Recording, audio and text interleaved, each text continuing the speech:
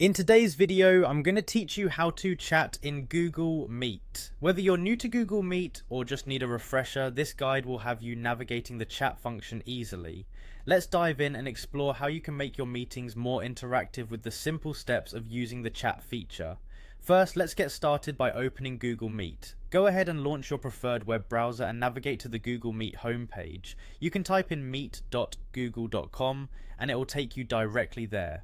If you're not signed in already, make sure you're logged into your Google account for the smoothest experience.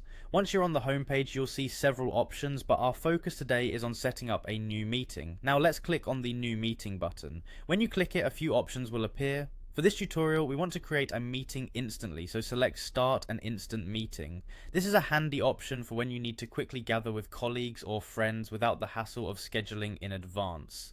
Your meeting room is now open, video and audio enabled, and you're all set to begin.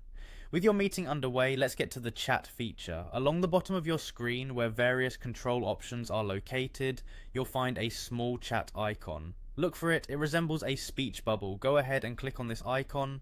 This action opens up the chat panel, typically on the right side of your screen, giving you a space for written interaction with all the participants in your meeting. Here you can type messages to everyone involved in your call. It's a great way to share links, notes or questions without interrupting the ongoing conversation. This feature can help keep things organized and ensure everyone has the same resources and information at their fingertips. Remember, the chat is visible to all participants, so it's useful for group discussions and collaborative efforts. Keep an eye on incoming messages here as well, as your colleagues might share essential updates or requests.